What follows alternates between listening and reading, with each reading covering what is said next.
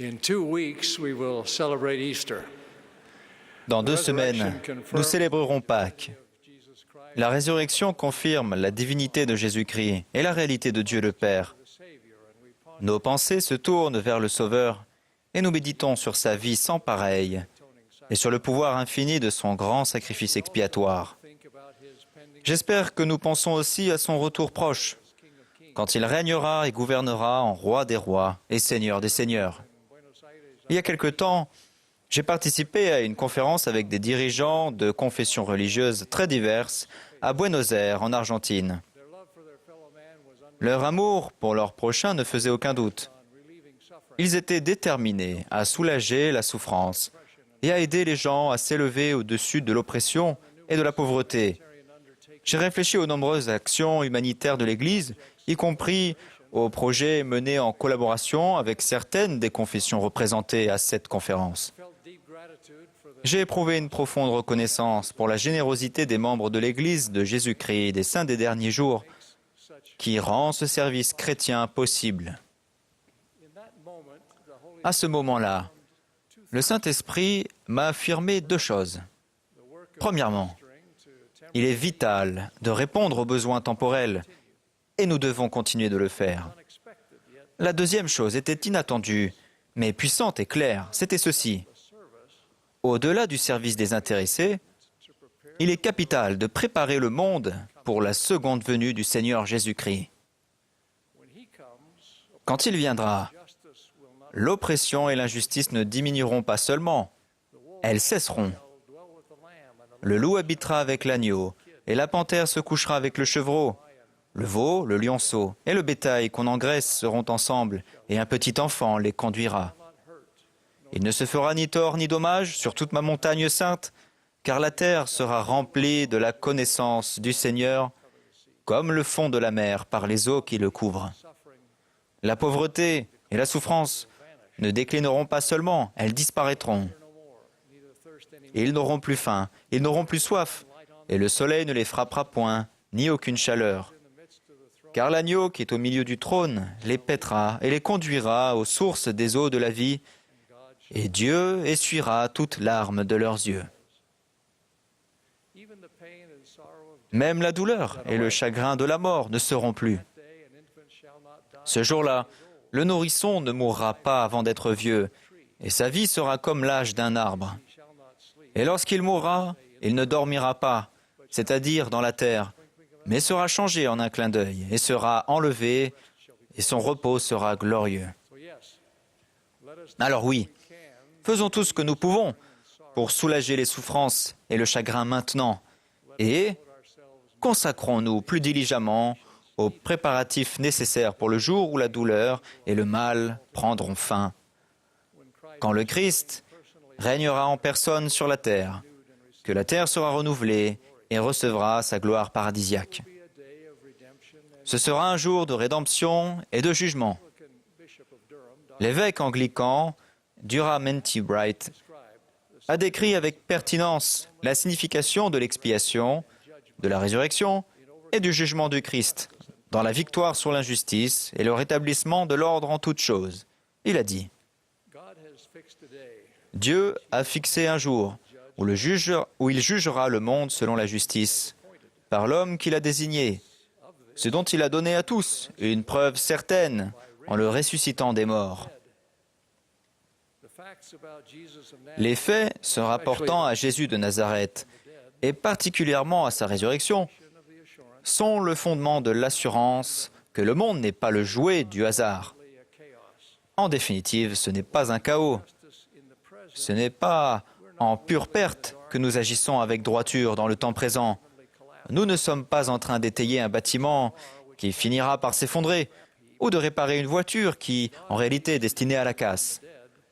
Lorsque Dieu a ressuscité Jésus, cela a été l'événement microcosmique dans lequel l'acte macrocosmique ultime de jugement était entièrement contenu, la semence de l'espérance ultime. Dieu a déclaré, de la manière la plus puissante que l'on puisse imaginer, que Jésus de Nazareth était vraiment le Messie.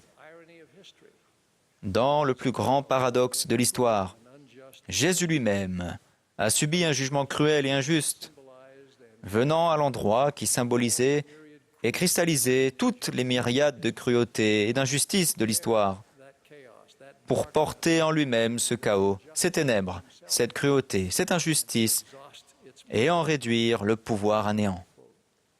Fin de citation. Tandis que je participais à cette conférence à Buenos Aires, l'Esprit m'a montré clairement que l'Église de Jésus-Christ des Saints des derniers jours est revêtue du pouvoir et de la mission unique d'accomplir les préparatifs nécessaires pour la seconde venue du Seigneur. En fait, c'est dans ce but qu'elle a été rétablie. Pouvez-vous trouver ailleurs un peuple qui embrasse l'époque actuelle comme étant la prophétique dispensation de la plénitude des temps, dans laquelle Dieu a le but de réunir toutes choses en Christ? Si vous ne trouvez pas ici une communauté déterminée à accomplir ce qui doit l'être pour les vivants et pour les morts, pour se préparer pour ce jour-là, si vous ne trouvez pas ici une organisation disposée à consacrer des quantités considérables de temps et de fonds au rassemblement et à la préparation d'un peuple d'alliance prêt à recevoir le Seigneur, vous ne les trouverez nulle part. En 1831, le Seigneur s'adressant à l'Église a déclaré « Les clés du royaume de Dieu sont remises à l'homme sur la terre, et c'est de là que l'Évangile roulera jusqu'aux extrémités de la terre. Invoquez le Seigneur pour que son royaume aille de l'avant sur la terre, pour que les habitants de la terre le reçoivent et soient préparés pour les jours à venir, où le Fils de l'homme descendra dans les cieux, revêtu de l'éclat de sa gloire, à la rencontre du royaume de Dieu qui est établi sur la terre. » Que faire pour nous préparer maintenant pour ce jour? Nous pouvons nous préparer en tant que peuple. Nous pouvons rassembler le peuple d'alliance du Seigneur. Et nous pouvons aider à racheter les promesses de salut faites au Père, c'est-à-dire à nos ancêtres.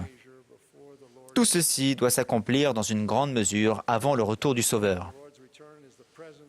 Il est essentiel et crucial pour le retour du Seigneur qu'il y ait sur la terre un peuple prêt à le recevoir à sa venue. Il a dit que ceux qui resteront sur la terre en ce jour, du plus petit au plus grand, seront remplis de la connaissance du Seigneur, verront de leurs propres yeux, élèveront la voix, et de leur voix chanteront ensemble ce nouveau cantique. Le Seigneur a ramené Sion. Le Seigneur a tout réuni en un. Le Seigneur a fait descendre Sion d'en haut. Le Seigneur a fait monter Sion d'en bas. Dans les temps anciens, Dieu a pris auprès de lui Sion, la ville juste. Par contraste, dans les derniers jours, une nouvelle Sion recevra le Seigneur à son retour. Sion, c'est ceux qui ont le cœur pur, un peuple qui est d'un seul cœur et d'un seul esprit, qui demeure dans la justice, et parmi lequel il n'y a pas de pauvres. Joseph Smith, le prophète, a déclaré « Notre plus grand but devrait être l'édification de Sion. » Nous édifions Sion dans nos foyers, nos paroisses, nos branches et nos pieux par l'unité, la piété et la charité. Nous devons reconnaître que l'établissement de Sion se produit en des temps tumultueux, un jour de colère, un jour de feu, un jour de désolation, de pleurs, de deuil et de lamentation. Et la vengeance s'abattra sur toute la surface de la terre comme une tempête, dit le Seigneur. C'est pourquoi le rassemblement dans des pieux est pour la défense, le refuge contre la tempête et contre la colère lorsqu'elle sera déversée sans mélange sur la terre. Tout comme autrefois, nous nous réunissons souvent pour jeûner et pour prier, et pour nous parler l'un à l'autre du bien-être de notre âme, et pour prendre le pain et l'eau en souvenir du Seigneur Jésus. Comme le président Nelson l'a expliqué lors de la conférence générale d'octobre dernier, l'objectif à long terme de l'Église est d'aider tous ses membres à faire grandir leur foi en notre Seigneur Jésus-Christ et en son expiation, à contracter et à respecter leurs alliances avec Dieu et à fortifier et sceller leurs familles. En conséquence, il met l'accent sur l'importance des alliances du temple, du sabbat et du festin quotidien de l'Évangile au foyer, soutenu par un programme d'études unifié à l'Église. Nous voulons acquérir des connaissances sur le Seigneur et nous voulons le connaître. L'effort qui sous-tend l'édification de Sion est le rassemblement du peuple de l'Alliance du Seigneur. Nous croyons au rassemblement littéral d'Israël et au rétablissement des 10 tribus. Quiconque se repent, croit au Christ et se fait baptiser, fait partie de son peuple d'alliance. Le Seigneur lui-même a prophétisé qu'avant son retour, l'Évangile serait prêché dans le monde entier pour recouvrer son peuple qui est de la maison d'Israël. Alors viendra la fin. La prophétie de Jérémie est en cours d'accomplissement. C'est pourquoi voici les jours viennent, dit l'Éternel, où l'on ne dira plus l'Éternel est vivant, lui qui a fait monter du pays d'Égypte les enfants d'Israël. Mais on dira l'Éternel est vivant, lui qui a fait monter les enfants d'Israël du pays du Septentrion et de tous les pays où il les avait chassés. Je les ramènerai dans leur pays que j'avais donné à leur père.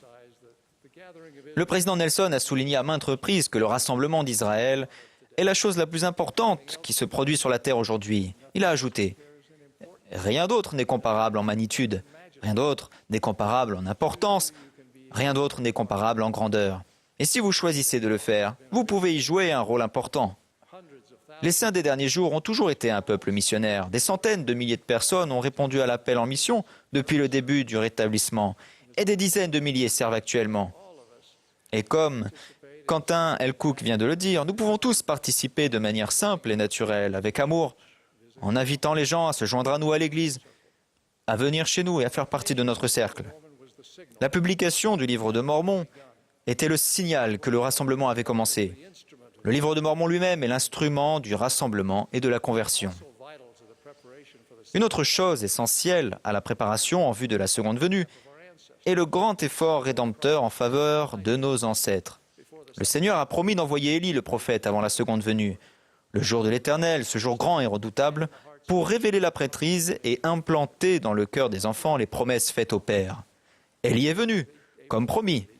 C'était le 3 avril 1836 dans le temple de Kirtland. Dans ce lieu et à ce moment, il a effectivement conféré la prêtrise promise, les clés de la rédemption des morts et de l'union du mari et de la femme et de la famille, dans toutes les générations du temps et dans toute l'éternité. Sans cela, le but de la création serait contrarié, et dans ce sens, la terre serait frappée d'interdit ou complètement dévastée. Lors de la veillée spirituelle, pour les jeunes qui a précédé la consécration du Temple de Rome, les centaines de jeunes gens et jeunes filles présents ont montré au président Nelson les cartes qu'ils avaient préparées avec les noms de leurs ancêtres. Ils étaient prêts à entrer dans le temple pour accomplir des baptêmes par procuration pour ses ancêtres dès qu'il ouvrirait. Cela a été un moment extrêmement gratifiant. Et cependant, ce n'est qu'un exemple de l'effort fait pour accélérer l'édification de Sion pour les générations qui nous ont précédés. Dans nos efforts diligents pour établir Sion, entre autres, en faisant notre part pour rassembler les élus du Seigneur et pour racheter les morts, nous devrions nous arrêter pour nous souvenir que c'est l'œuvre du Seigneur et que c'est lui qui l'accomplit. Il est le Seigneur de la vigne et nous sommes ses serviteurs. Et il nous demande de travailler dans la vigne de toutes nos forces une dernière fois et il travaille avec nous. Il serait probablement plus exact de dire qu'il nous permet de travailler avec lui. Paul a dit, à juste titre, « J'ai planté, Apollos a arrosé, mais Dieu a fait croître. » C'est lui qui hâte son œuvre en son temps. Employant nos efforts, incontestablement imparfaits, nos petits moyens, le Seigneur réalise de grandes choses. Cette grande et dernière dispensation progresse continuellement vers son aboutissement. Sion sur la terre, réunis à la Sion d'en haut, au retour glorieux du Sauveur. L'Église de Jésus-Christ a reçu la mission de préparer et prépare le monde en vue de ce jour. Ainsi, en cette période de Pâques, célébrons véritablement la résurrection de Jésus-Christ et tout ce qu'elle présage. Son retour pour régner pendant 1000 ans de paix, un jugement juste et la justice parfaite pour tous. L'immortalité de quiconque a jamais vécu sur cette terre est la promesse de la vie éternelle. La résurrection du Christ est l'assurance ultime que tout sera remis en ordre. Œuvrons à établir Sion pour hâter ce jour. Au nom de Jésus-Christ. Amen.